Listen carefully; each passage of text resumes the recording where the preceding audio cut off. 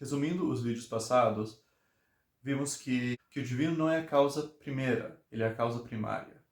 Ou seja, você poderia pensar que um diagrama bom para o sistema de Proclo é algo assim.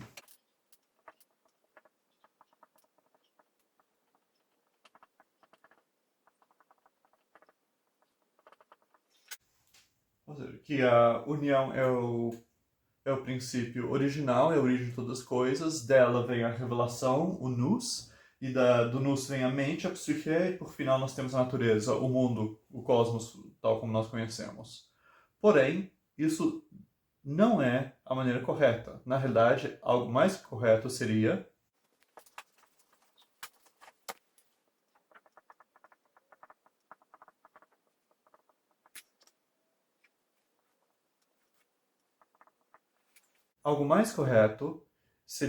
colocar a união do lado de fora de toda a hierarquia, de todo o sistema de causas, pois ele é a causa de tudo, e ele é a causa de cada coisa. Ele dá existência a cada coisa, e lhe dá sua existência no lugar próprio dela, no sistema causal como um todo. Ele não é a primeira causa, ele é a causa primária, aquela causa que está agindo junto com toda outra causa, que é a causalidade básica, que dá existência a todas as coisas. Então, vamos falar agora do divino não só como causa primária, mas mais especificamente como existência. Vimos no vídeo passado a proposição 18, que basicamente diz que toda causa é o que ela dá. Toda causa que é uma causa por ser o que ela é primariamente o que ela dá aos seres sobre os quais ela age. Ora, se a causa primeira dá existência a todas as coisas, então ela vai ser a existência primária. Isso quer dizer, ela não vai ser uma existência com certos atributos, ela não vai ser um certo tipo específico de existência, ela vai ser a existência enquanto tal, sem mais.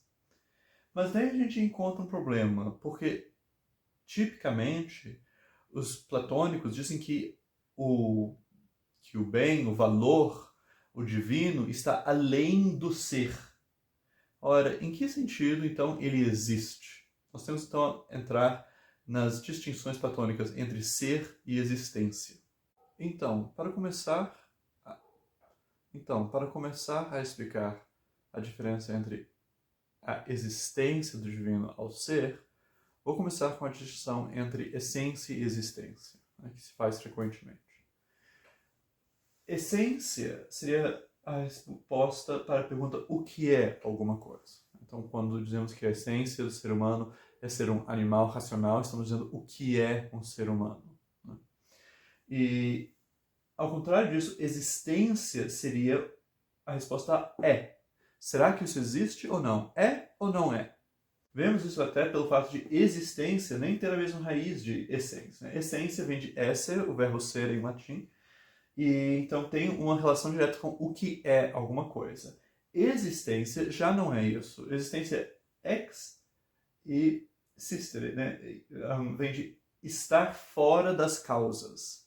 Algumas pessoas daí dizem que isso quer dizer que isso só pode ser dito de coisas condicionadas, de coisas que têm causas. Daí você diz que elas existem quando elas já estão fora de suas causas, quando elas não mais só existem em potência dentro de suas causas, mas existem fora delas também. Mas é possível entender isso simplesmente como existir fora de qualquer causa. Né? E daí a ideia é que é algo que está aí em si, não em outra coisa. E nesse sentido se poderia dizer também que coisas que não têm causas existem. Mas você vê que isso é apenas uma questão de qual é o estado da coisa, não o que ela é. Porém, uma distinção nítida entre essência e existência é algo que apenas alguns filósofos fazem e, em geral, não são filósofos antigos. E não são e os platônicos gregos não fazem isso, porque, bem, você pode ver isso pensando na conexão que existe entre essas duas perguntas. O que é algo e se ele é. Né? Se você está perguntando se alguma coisa é, se ela existe, e você não sabe o que ela é, daí fica difícil responder se ela existe ou não. Ou outra coisa, se uma coisa perder a sua essência, de alguma maneira, em que sentido ela ainda existe, né? Por exemplo, é comum dizer que quando uma pessoa morre, que ela não existe mais. Claro, teorias da imortalidade da alma, daí vão assegurar que ela ainda de alguma maneira existe. Mas ela, em outro sentido, aquela pessoa que conhecemos não está aí mais. E por quê? Porque ela perdeu uma das suas características essenciais. Ela é uma pessoa, é uma coisa viva. Ela não está mais viva, então ela não está mais aí. Assim, há problemas em dizer que as coisas têm uma mera existência que é independente da essência delas. E, de fato, a essência, em geral, não é apenas a resposta a o que é uma coisa. Porque o que uma coisa é inclui muito mais além de sua existência. Inclui várias coisas que são acidentais, coisas que podem ser ou não ser, coisas contingentes a seu respeito. Né? Então, por exemplo, se alguém perguntasse o que é o Antônio, alguém poderia dizer que ele é um brasileiro de 35 anos. Mas ano que vem eu vou ter 36, e daí depois eu vou ter 37. Então, quantos anos eu tenho não responde, na verdade, a minha essência é algo que muda e não é algo que é essencial, que é necessário a mim. Uma maneira de entender melhor o que é essência é dizer que ela é o que a coisa é por ser, né? Para que eu seja, tem coisas que eu preciso ser, e essas coisas constituem minha essência. Meu ser, no sentido de minha existência, meu estar aí, está ligado a algumas coisas que eu preciso ser. Né? Ser é ser sempre alguma coisa. E, na verdade, a palavra essência já contém isso. Né? Porque essência é construída do verbo esser, do verbo ser, da mesma maneira como resistência é construída a partir de resistir, como o Xavier Zubiri comenta. Então, como resistência é o ato contínuo de resistir, ou a propriedade de resistir, essência é a propriedade ou ato contínuo de ser. Não é... ela já contém essa ideia que a coisa é. E ela está fazendo isso. Como que ela está sendo? Ela está sendo um ser humano, sendo assim, sendo aquilo. Então, essência já contém tanto o fato que algo está aí, quanto que ela é uma coisa específica. E essa ideia misturada de o que é e é, que está no nosso vocábulo essência, que também está na ideia de ser dos neoplatônicos e de Próclo. Então, como Próclo vai explicar essa distinção entre ser e essência? Entre ser, essência e existência. Então, ele diz que ele vai chamar o ser, seguindo o Filebo de Platão, de uma mistura de limite e infinito. Por um lado, o ser tem limite. Um ser é isso e não outra coisa.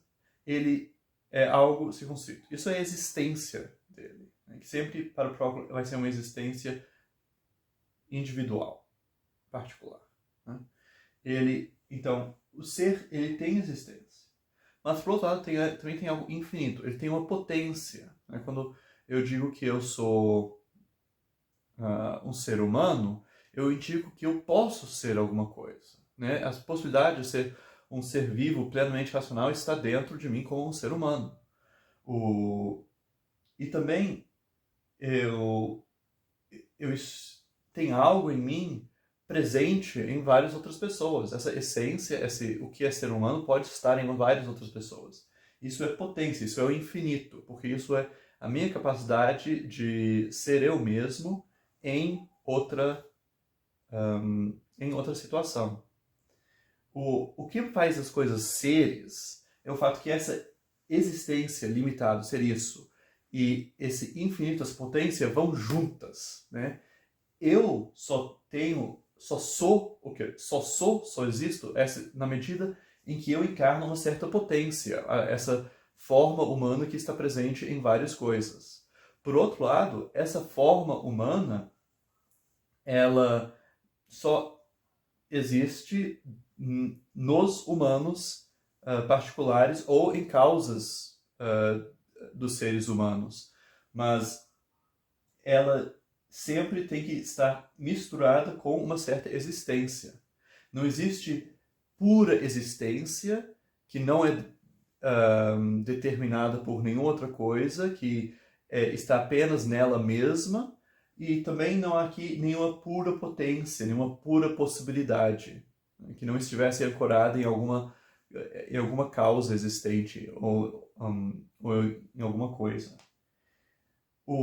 Porque o ser é a mistura dessas duas coisas, e por isso que o ser é essência, né? Ele, na medida em que ele existe, ele tem ele encarna ou tem uma série de potências. E as séries de potências sempre vêm junto com existência. O oposto disso seria a mera existência, no grego hyparxis. Isso seria uma existência que não é determinada por nenhuma essência. Nós já falamos disso quando falamos dos deuses como uniões e como sis, né? Vimos que a união da mente é a nossa habilidade de dizer eu sou isso e eu sou aquilo. Ou eu não sou isso e eu não sou aquilo. De se identificar ou desidentificar. E que no caso da mente, tem um jeito certo de fazer isso e um jeito errado, né? Na verdade, o que é a mente? Ela é um ser que existe separado do corpo e que constantemente pensa, né? Tem dentro de si todos os conceitos e a capacidade de contemplar as formas. Agora, e uma pessoa pode errar, pode achar que ela é seu corpo, mas pelo treino filosófico ela pode vir a ter a concepção correta e se identificar com a sua mente. E vimos que, ao contrário disso, os deuses para Próclo, cada um deles é um si. E ele é um si que determina para si mesmo o que ela vai ser, né? Dionísio determina para si mesmo que ele vai ser deus do vinho, que ele vai ser filho de Zeus, que ele vai aparecer em tais rituais e não em outros. Cada uma dessas coisas é uma associação livre feita por Dionísio, que decide realmente qual vai ser a sua essência, porque ele produz essências.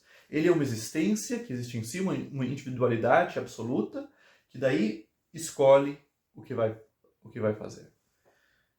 O que vai caracterizá-lo, né? E ele não pode errar, porque ele que está gerando o que é de ser dionisíaco, né? Então ele tem mera existência, né? A existência dele não está submetida a nenhuma potência, não está misturada com nenhuma potência. Ao contrário, é uma fonte de potências. Enquanto, no caso do ser humano, ele é um ser. A sua existência está sempre misturada com uma certa potência, com uma certa definição, com uma certa essência, o que é. E assim nós temos em Próclo um conceito de existência que está além do ser, né? Que, ao contrário do ser, é algo simples. Enquanto o ser sempre tem uma mistura, e o que é, a hyparxis sempre simplesmente é. Não tem um o que é que prende ou que delimita essa hyparxis, essa mera existência. Então, esse é o tipo de existência que o divino pode ter em Próclo. E se os deuses são as coisas existentes, as coisas que têm hyparxis e não têm ser, da mesma forma que os deuses são as uniões, então o princípio do divino, o princípio primário, a causa primária, vai ser, assim como ela é a união em si, ela vai ser a existência em si, o que é simplesmente ser. Nos próximos vídeos vamos investigar melhor o que quer dizer que o divino é a existência primária, o que é existir.